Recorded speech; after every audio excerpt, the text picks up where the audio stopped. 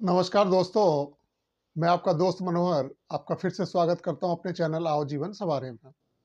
दोस्तों, हम मार्केटिंग को बिजनेस का एक अहम हिस्सा मानते हैं और मार्केटिंग के अंतर्गत आता है सेल्स। यानी अल्टीमेटली आपको बिजनेस को बढ़ाना है, ग्रो करना है, तो आपको हर स्टेप वो लेना ज़रूरी है जिससे आपका व्यापार बढ़ सके। दोस्तों, पहले भी हमने इस सब्जेक्ट पे कई बारी बात करी है। मैं कुछ छोटी-छोटी बातें जो अपने अनुभव में आई है मेरे, उसको मैं आज आपके सामने रखना चाहता हूँ। सबसे पहले तो ये देखिए कि जो अ, आपका व्यापार है, उसमें आपको सफलता पानी है, यानी आपको बिज़नेस को ग्रो करना है, अपना बिज़नेस को बहुत ज़्यादा बढ़ाना है, तो सबसे पहले क्या आपके दिमाग में होना चाहिए? मेरा मानना है, जो मेरा आज का विचार भी है कि जीत की भूख रहनी चाहिए आपके अंदर। जीत की भूख बरकरार रहेगी तो जीत आपकी सुनिश्चित होगी और अवश्य होगी।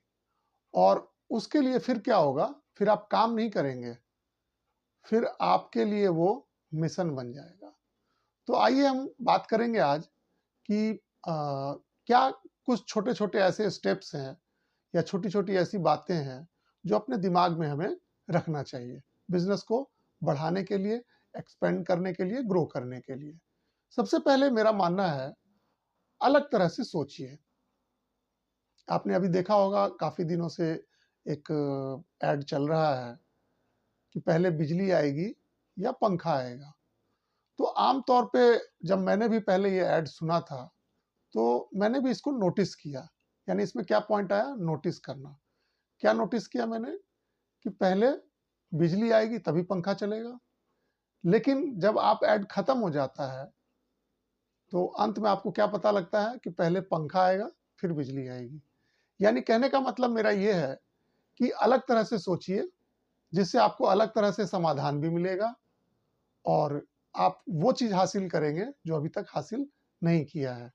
यानी कि आपको इससे एक नई तरीके से सोचने का, प्रॉब्लम का सॉल्यूशन ढूँढने में मदद मिलेगी। जैसे एक उदाहरण और मैं देना चाहता हूँ कि बच्चा अगर पढ़ाई में अच्छा नहीं कर रहा है, तो सिर्फ़ बच्चा ज़िम्मेदार नहीं है, आपको उसके दूसरे पक्ष को भी देखना चाहिए। दूसरा पक्ष यानी कि जो उसको पढ़ा रहा है, उसमें कहीं कोई कमी तो नहीं है, ये भी देखना चाहिए।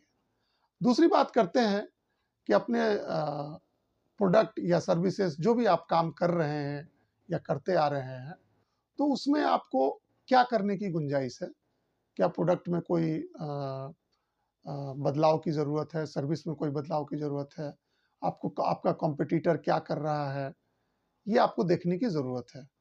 कहीं ऐसा ना हो कि आप निश्चिंत बैठे रहें और आपका ग्राहक कहीं और जाके सामान खरीदना शुरू कर दे। तो ये देखना बहुत ज़रूरी है कि बाज़ार में क्या बदलाव हो रहा है। तो तीसरी बात मैं इसमें ये जोड़ना चाहूँगा कि इसके लिए आपके पास या तो आप खुद किताबें पढ़ें, वीडियोज़ देखें या सेमिनार्स जाएँ या दुनिया जहान में खुद मार्केट को विज़िट भी करें पर्सनली, लोगों से मिलें और अगर ये सब नहीं कर सकते हैं, तो आपके पास एक एक्सपर्ट ज़रूर होना चाहिए।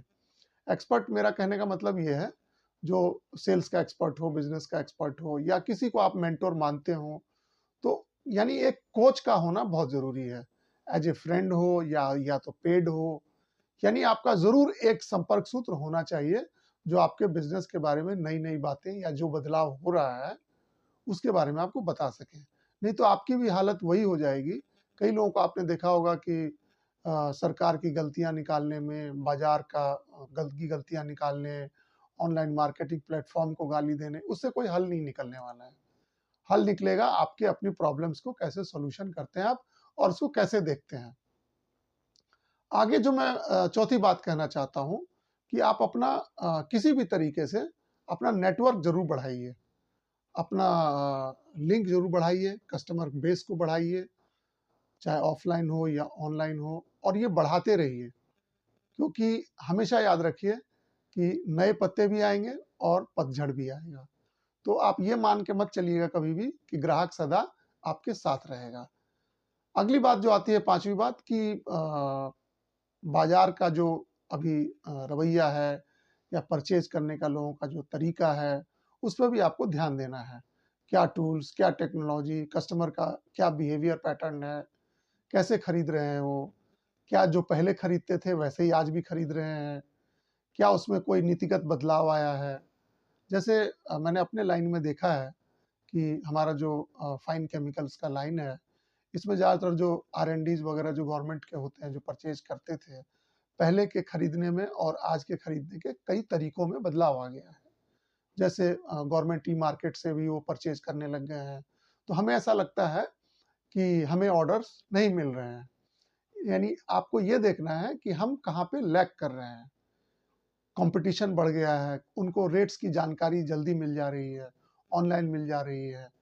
तो कॉम्पिटिशन के माहौल को देखते हुए हमें इस पे गौर करना चाहिए कि हम अपने आप में क्या बदलाव लाएँ, क्या सुधार लाएँ, ताकि हम ग्राहक को सैटिस्फाई कर सकें। आखिरी बात जो मैं कहना चाहता हूँ कि बदलाव को स्वीकार करें, या तो खुद सीखें, या तो सीखे हुए लोगों के साथ अपना टीम बना लें। यही इसका रास्ता है, नहीं तो कोसने से देश को, कस्टमर्स को, स्थितियों को कोसने से कुछ हासिल नहीं होगा। दोस्तों, मैं इतना ही कह सकता हूँ कि सिर्फ किताबी बातों से या कहीं वीडियो सुन लेने से ये हल नहीं होगा। ये आपको ही देखना है कि कौन-सा गोल आपको पाना है और उसके लिए क्या स्टेप लेना है।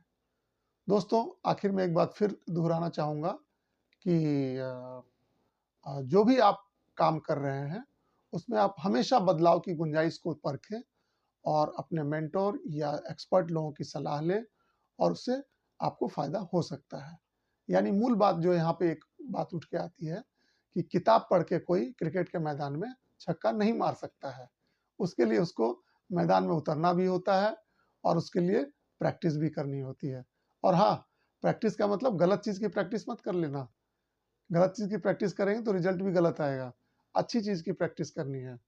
मिलते हैं दोस्तों अगली वीडियो में इसी तरह की कुछ हल्की-फुल्की बातों के साथ। आशा है आपको वीडियो पसंद आया होगा। अपने कमेंट, अपने लाइक्स ज़रूर शेयर करें।